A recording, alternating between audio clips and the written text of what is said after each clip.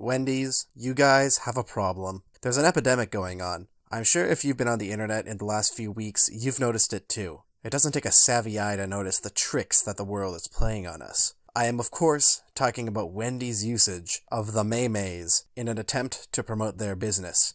And it needs to stop. Disclaimer, I am fully aware that my video is sure to attract more attention to this issue, and I realize the best course of action to actually quell this is to not talk about it. Making fun of Wendy's won't make them stop, it will encourage them to continue. This is all in good fun, and I don't actually care. Yes, I am a hypocrite. Wendy's, the fast food chain, is attempting to capitalize on internet culture to promote their business, and I don't blame them. However, when using memes, you have to be subtle, or else it comes across as too 55-year-old Big Bang Theory-ish. Wendy's can kind of do this. Their Twitter is pretty good. As soon as you comment memes, especially current hot memes like Overwatch and Papes, you get plenty of exposure from Facebook posts going, "Did they just?" or "Who made this?" with a bunch of laughing crying emojis. Twitter's retweet function also guarantees plenty of exposure because, believe it or not, Twitter memes are hot. This could also potentially lead to the Ratchet Twitter community posting about this, which could then leak to subreddits like r/Black People Twitter, and then it just spreads like wildfire. More exposure means more shares and retweets. Take a look at this heartfelt article posted by the Wendy's Twitter. It's touching, right? A fast food restaurant that gave food to homeless people before they were about to close down? They even threw in a youth movement buzzword to attract the attention of more people and make this even more positive.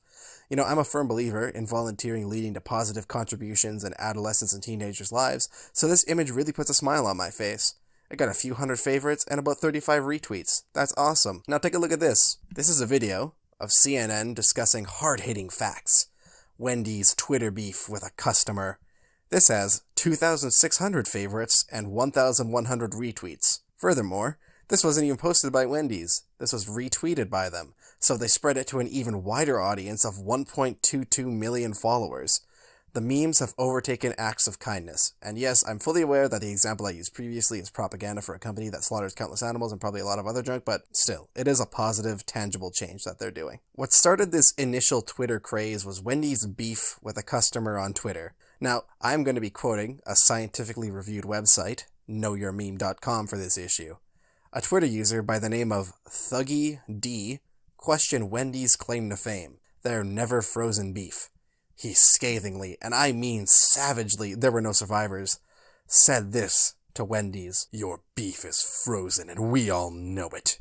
Y'all know we laugh at your slogan, fresh, never frozen, right? Like you're really a joke." And after some back and forth, Wendy's coyly mentioned there are other places to store beef than a freezer, which leads to the most savage insult in history that shook up the world for approximately 2 seconds. You don't have to bring them into this because you forgot refrigerators existed for a second there. Boom. Done. Everybody just dead. According to Know Your Meme, this tweet got, and I quote, nearly 62,000 retweets and 153,000 likes.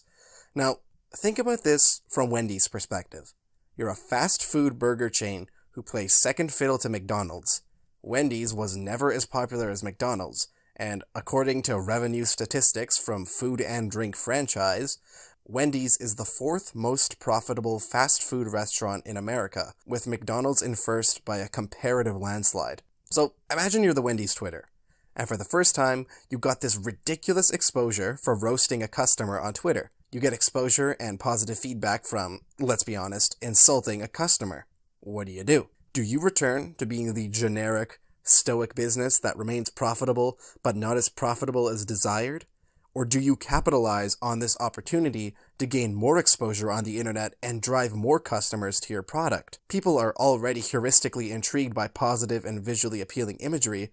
Why not pursue this light, campy persona? And they did. Oh god, did they pursue the memes. This beef with thuggy-d led to people wanting to be roasted by Wendy's.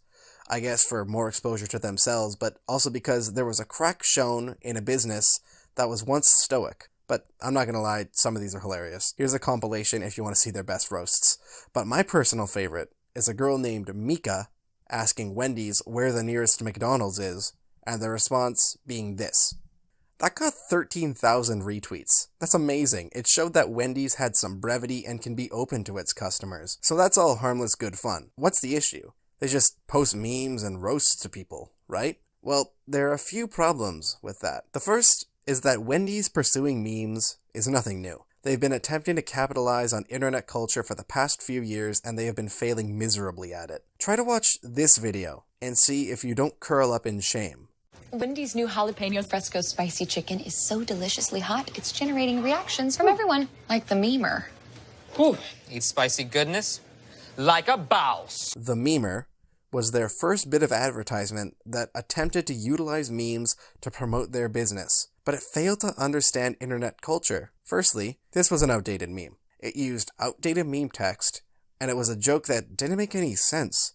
They add "like a boss" at the end of it, which was also 3 years past its expiration date when that commercial was posted. Now, there's a difference between real-life time and internet time. 3 years in real-life time doesn't sound like a whole lot of time, but 3 years in internet time is like over a decade in real-life time. Trends go so fast on the internet that if you attempt to utilize memes, your advertisement will swiftly become dated within a few months. Memes die very quickly. The memes that shine the brightest in popularity snuff out that light the quickest. That's why you don't see rage comics anymore. They were overutilized and oversaturated on the meme market to the point where the mere presence of them ticked people off. So this shows Wendy's laggard mentality when it comes to internet culture for their television advertisements. And that's a problem. Tweets are one thing, but television ads have much more staying power and can be repeated to viewers much more frequently. TV ads also have much more visual stimuli and memorable imagery for the viewer. Note how Wendy's uses the color red a lot. Red, in North American culture at least, signifies passion and fire. Red is a striking color, and Wendy's wants to get your attention with their advertisement. Making an actually well-calculated meme on Twitter is fine, because tweets in general become irrelevant over time.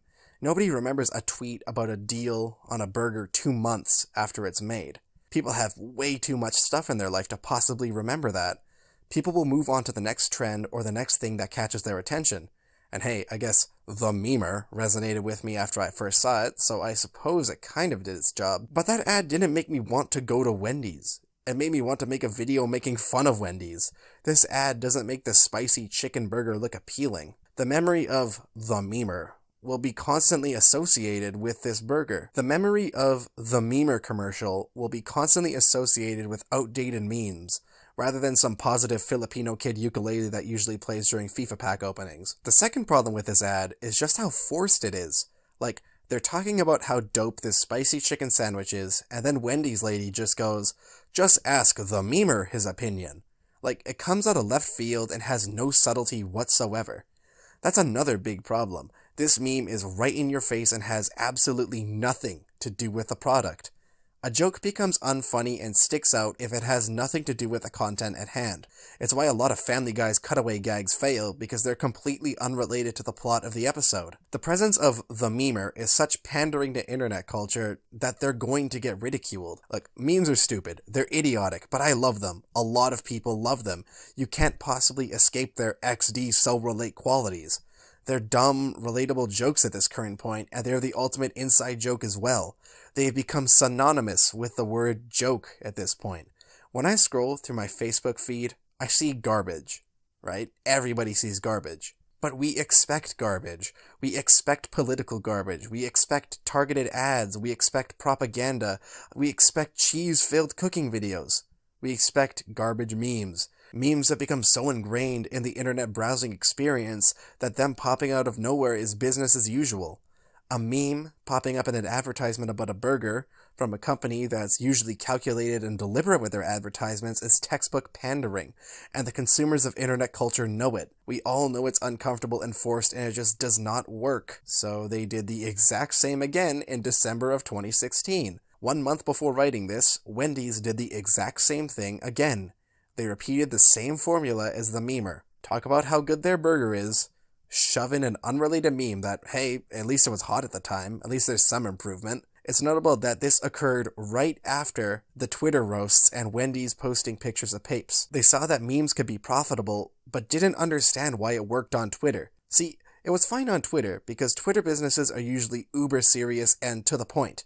It's pretty much just used for advertisements. But once they break that mold, all hell breaks loose. But again, This ad is low budget and isn't even very appealing. Like, it just looks like it was cobbled together in a few hours and done on a single take, and they just went with it. Hell, I could do a better ad than this. The acting is terrible, and the B-movie meme is ham-fisted. And guess what? Everybody hates this ad.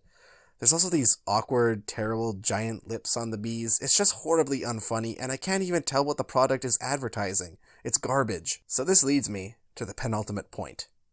Wendy's, the memes need to stop.